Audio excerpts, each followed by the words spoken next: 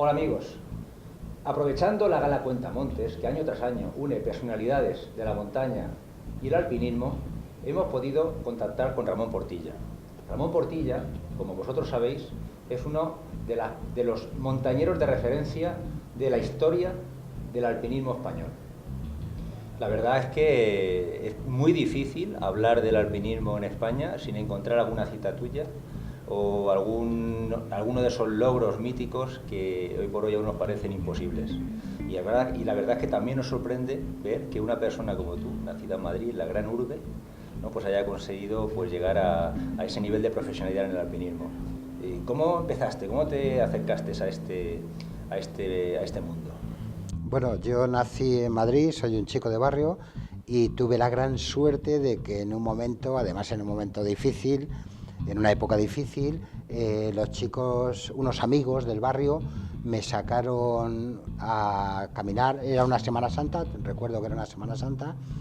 Tenía 15 años, pero me acuerdo perfectamente todavía que pasé frío, pasé hambre, pasé miedo, pero también supe en ese momento que eso iba a ser la pasión de mi vida. Pero a ti, para los que son menos conocedores de la montaña o del alpinismo, te conocemos por Al filo de lo imposible. ¿Qué significó para ti el paso por Al filo de lo imposible? ¿Fue una etapa de tu vida montañera? ¿Fue una oportunidad? ¿Qué fue? Bueno, fue lo más importante que me ha podido pasar en la vida. Yo cuando hice mi primera expedición al Himalaya en el año 82, dejé un trabajo fijo, trabajaba en una notaría, tenía un sueldo, tenía mi mes de vacaciones y los fines de semana para escalar, pero quería más. Entonces, esa primera expedición al Himalaya fue un punto de inflexión. Decidí que no iba a volver a trabajar en un trabajo fijo. Volví a España, salimos vivos de casualidad de una experiencia al límite, de una montaña de casi 7.000 metros, muy difícil, y decidí que lo que quería es dedicarme a escalar montañas. Claro, esto en el año 82 era impensable en nuestro país poder vivir de escalar montañas. Hoy en día es dificilísimo, pues entonces era impensable, pero tenía que intentarlo. Así que dejé mi trabajo y pasé tiempos difíciles, muy difíciles. Recuerdo que a veces no tenía dinero ni siquiera para poder salir al monte, pero tuve la suerte de que en el año 83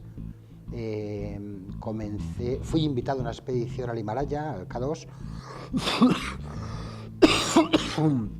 Fui invitado a una expedición al K2 y de ese grupo del K2 del 83 nacería lo que después sería el programa Al filo de lo imposible.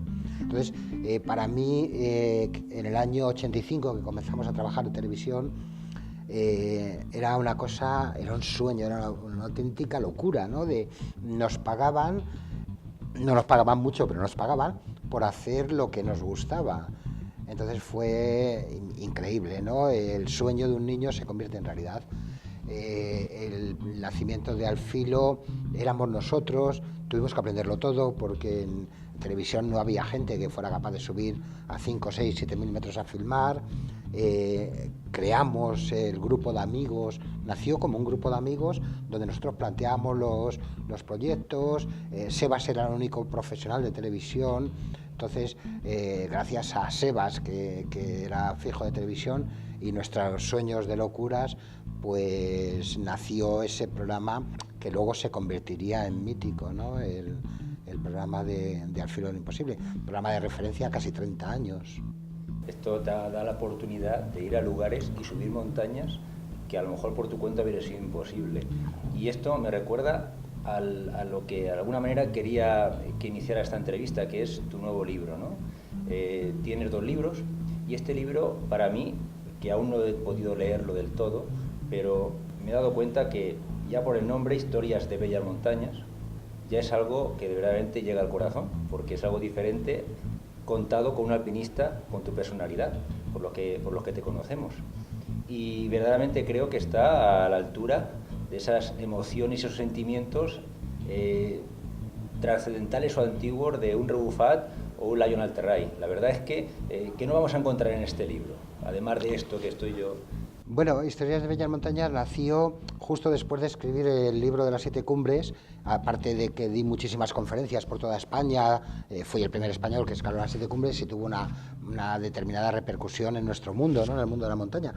Y yo recuerdo siempre que me preguntaban en las conferencias, en los coloquios y tal, ¿y cuál es la más bonita? Y yo decía, pues de las 7 cumbres ninguna, porque estas son las más altas de cada continente, pero bonitas, bonitas. En realidad yo tengo una lista de montañas bonitas, ¿no? Y decidí que algún día tendría que hacer un libro de mis bellas montañas, de esas montañas, digamos, un poco que son para mí estéticamente muy bellas. Son montañas difíciles, afiladas, esbeltas, un poco esas montañas que dibujaría un niño. Yo cuando era niño y pintaba montañas, hacía como sierras. Entonces son esas montañas que cortan el cielo, ¿no? De aristas, montañas que no se sube caminando, que hay que escalar. Y luego también, yo cuando comencé a escalar con 15 años, a hacer montaña, nacieron dos pasiones juntas. Una era la montaña, la actividad deportiva, el ir a la montaña, a pasar eso, a pasar miedo, hambre y frío. Y otra la literatura de montaña. Nada más comenzar, empecé a coleccionar, a buscar libros, revistas, todo lo que se había publicado de alpinismo me apasionó. Es una de mis pasiones, ¿no? Los libros de montaña. Y bueno, Historias de Bellas Montañas tiene mucho que ver con eso, tiene que ver con la literatura clásica de alpinismo. Es un libro que habla de libros. Los libros que me apasionaron, montañas míticas, ¿no? Donde se escribieron algunas de las historias más bellas de la historia del alpinismo, porque afortunadamente el alpinismo, aparte de la actividad deportiva, tiene una parte cultural. Esto Cuentamontes nos lo enseña cada año, ¿no? Y había un alpinismo heroico, clásico, la primera extensión al Cervino de Whymper, los intentos a la cara norte de Eiger, la polémica y las bellísimas historias del Cerro Torre, si se subió, si no se subió, todo eso me ha apasionado siempre. Y entonces en este libro quería juntar un poco todo eso, ¿no? Las montañas para mí bellas, mis experiencias, porque todas las montañas que hablo en el libro he estado, y también esa parte de historia. Lo que pasa que muchas veces los libros de historia son muy pesados. O sea, tú te pones a leer las primeras ascensiones, las primeras escaladas, a mí se me hacían a veces pesados. Entonces lo que he intentado es sacar las partes más bellas, las que a mí me parecían más interesantes, para unirlas a mis historias. Entonces, cuando hablo de Eiger, no cuento la historia de Eiger, cuento 3 o 4 datos que para mí son imprescindibles en la historia de Eiger. Cuando hablo del Cerro Torre, pues no cuento la historia del Cerro Torre, sería larguísima y se podría hacer incluso pesada. Entonces, cuento las que para mí son más interesantes de las miles de historias que han ocurrido en esas montañas que son legendarias, ¿no? No solo son bellas, sino que son montañas que tienen detrás muchísimas historias muy bellas. Ahí hablar de Cervino, Eiger, Cerro Torre, muchas más, ¿no? Y la belleza verdaderamente es una cuestión subjetiva, ¿no? Y te hago esa pregunta que tanto te hace la gente cuando estás en las conferencias.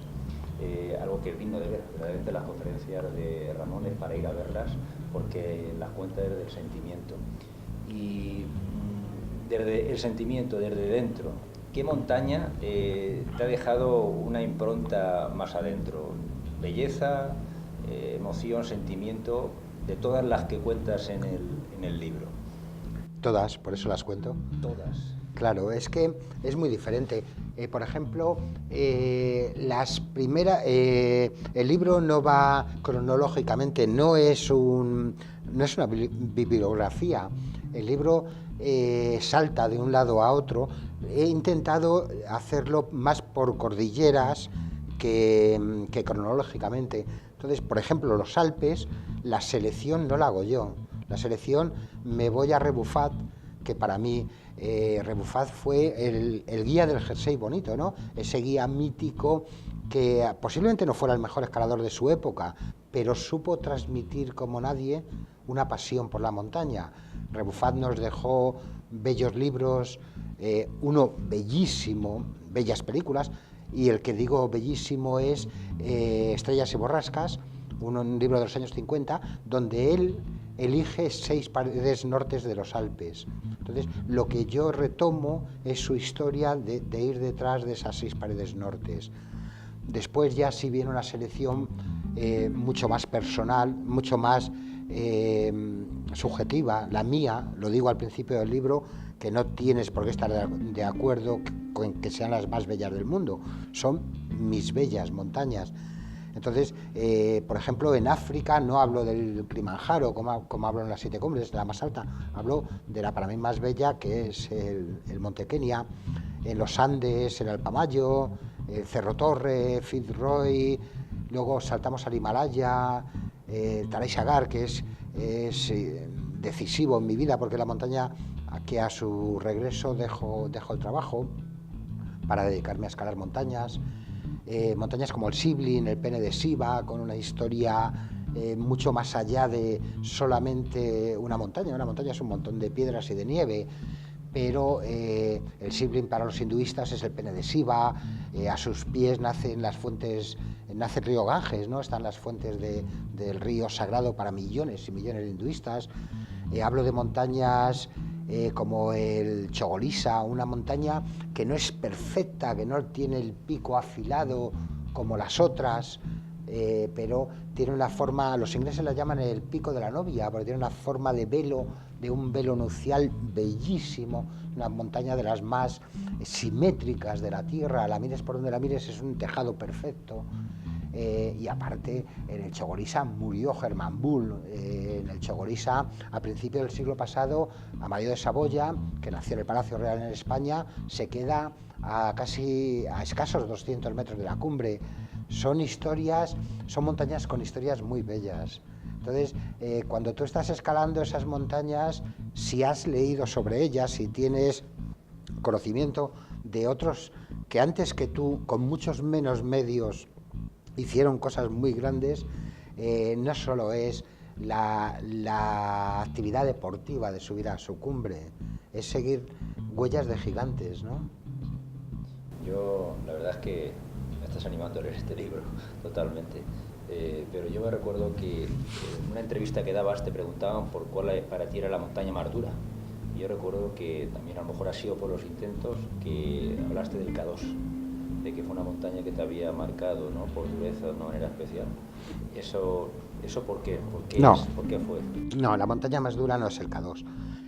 Yo con el K2 cuento en el libro hay 2 montañas muy especiales para mí que no he subido a la cumbre, pero que tenían que estar ahí. Una es el Talay Sagar, la que dejo el trabajo para empezar una nueva vida, y otra es el K2. El K2 es una montaña que he intentado en 4 ocasiones y yo creo que mi historia con el K2 es como una historia de amor. Una historia de amor adolescente, cuando te enamoras de esa chica que no te hace ni puto caso. Entonces, la he intentado en 4 ocasiones, he estado a escasos 200 metros de la cumbre. Para mí se murió Acho, un compañero, bajamos a Juanjo con gravísimas congelaciones que le amputaron todos los dedos, pero más que dureza, las montañas no son buenas ni malas.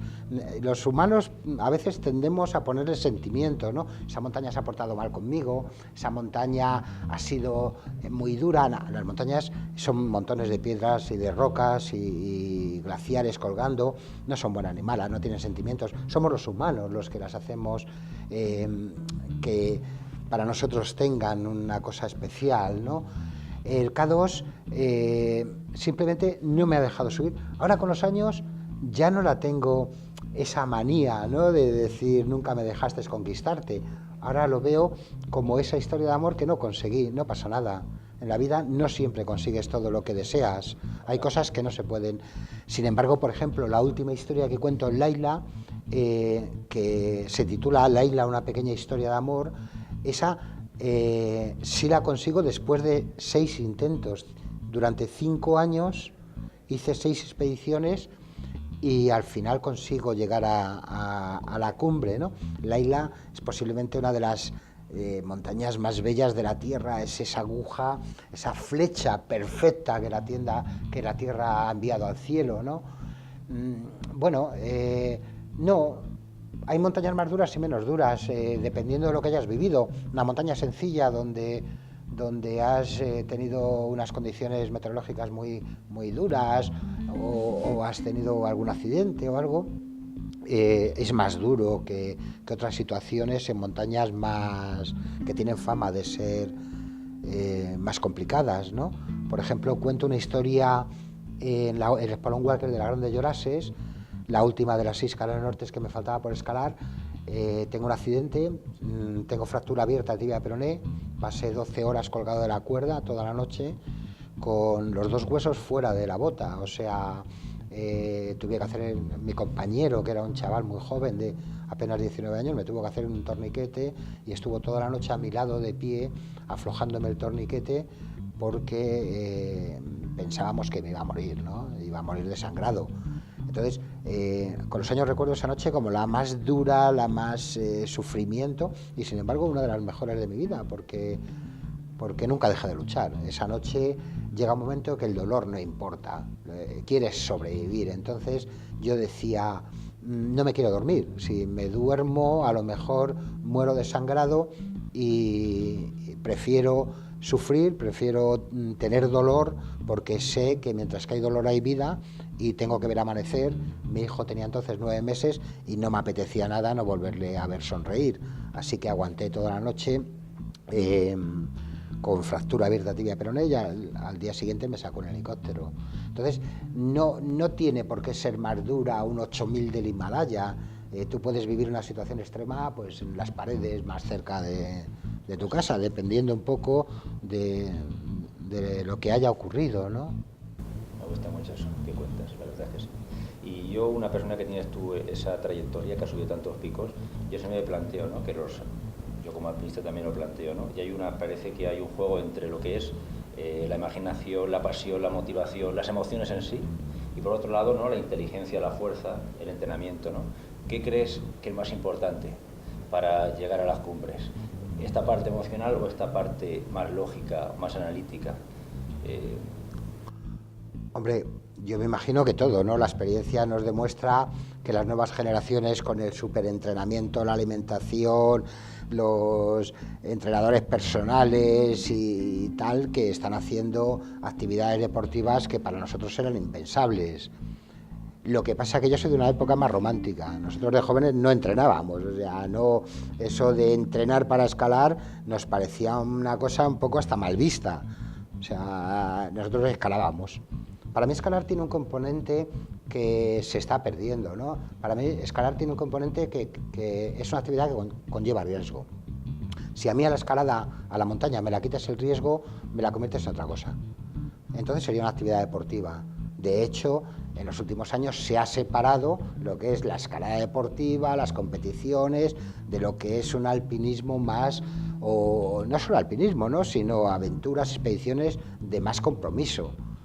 Porque, a ver, la escalada deportiva ha llegado a los niveles extremos de dificultad que se ha llegado, están en 9B y tal, pero no tiene ningún peligro, es una actividad súper segura, que lo que necesitas es ser un deportista de élite, un medalla de oro olímpico, que eres capaz de hacer movimientos sobre la roca al límite de las posibilidades humanas, pero no al límite del riesgo, del compromiso, de esas cosas que tiene la montaña. Entonces, por eso se han separado, ¿no? Y son actividades totalmente diferentes. Estás hablando de montaña, de viajes, de expediciones que prácticamente me marean en la cantidad de números. Esa vida, esa forma de vida, ¿ha tenido algún coste personal para ti? Social, familiar. En la vida siempre pagas precios. En la vida nada es gratis. Cuando eliges algo pierdes. O sea, yo he podido hacer esas actividades en una época porque no tenía compañera y en otra época porque para mí era muy importante mi forma de vida y la gente que ha estado conmigo lo ha entendido. Si yo hubiera estado con una persona que me hubiera dicho la montaña yo, pues le hubiera dicho, oye, pues mira, por la montaña, ya buscaré a alguien que quiera estar conmigo como soy, ¿no? Nada es gratis. Yo he estado 9 meses de expedición, 9 meses de 12 del año de expedición. Claro, eso es difícil. Cuando alguien joven me dice, no, pero yo quiero hacer lo que tú has hecho, hacer expediciones, viajar por el mundo. Vale, pero ¿estás dispuesto a pagar precios? No, aparte quiero tener una furgoneta, quiero tener un piso, quiero tener una novia y quiero que me quieran mucho. Digo, espera, eso es complicado, ¿no? En la vida todo no se puede tener. ¿Pero lo volverías a hacer? Por supuesto, es lo que cuento en el libro. Es la vida que yo he elegido. O sea, vamos a ver, muchas veces te dicen, ya, pero la gente que está contigo sufre. Bueno, sí, pero está conmigo por lo que soy. O sea, si tú estás conmigo por lo que soy, yo me voy a ir mañana de expedición. Y si no vuelvo, me he matado o me he quedado en un sitio donde yo he querido ir, donde yo he elegido. Es mi forma de vida. Yo sé que vais a sufrir, pero es así. Es que si no, no haría nunca nada. Es que si lo que quieres es seguridad, si lo que quieres es, no sé, tener otras cosas, pues lleva otra forma de vida. Está claro. Y bueno, para terminar, no queremos molestarte más. ¿Tú qué consejo le darías antes hablaba de los jóvenes, a las nuevas, a las juventudes, a la gente que se acerca a la montaña? ¿Qué consejo le darías tú a los alpinistas, a los escaladores? Vamos a ver, yo no soy de dar consejos, no me gusta dar consejos, creo que cada uno tiene que elegir lo que quiera hacer en su vida o hacer con su vida. Yo solo entiendo vivir con pasión. La vida, si no tienes pasión, da igual que sea por escalar montañas o por lo que sea, una vida sin pasión es una vida perdida, es una vida gris, es una vida triste. Hagas lo que hagas, hazlo con pasión. Pon de tu parte, o sea, los medios, no hagas locura, no te mates, no vayas buscando el más difícil todavía sin lógica, sin cabeza, porque el camino es muy corto, ¿no? Estas actividades son ya de por sí tan peligrosas que no hace falta que tú ayudes mucho.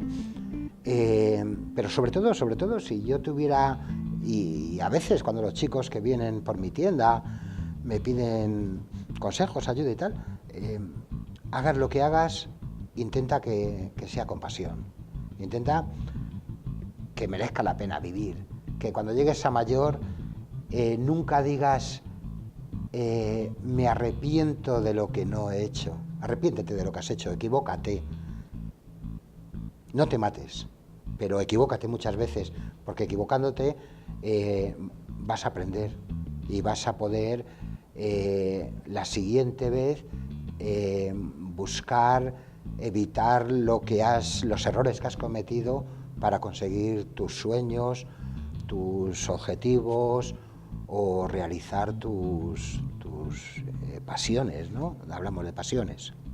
Pues yo creo que con eso nos quedamos, con la pasión.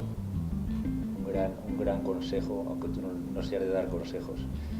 Y nada, pues agradecerte el que hayas estado con nosotros, el habernos concedido estos minutos, porque la verdad es que ha sido un placer y verdaderamente este libro hay que leerlo, porque yo creo que va a valer mucho la pena aprender de él, porque creo que es eso. Bueno, yo lo he hecho con pasión. Sí, cuando lo leas no te gusta tampoco pasa nada, ¿eh? Te lo diremos. Me lo imagino. Bueno, amigos, impresionante.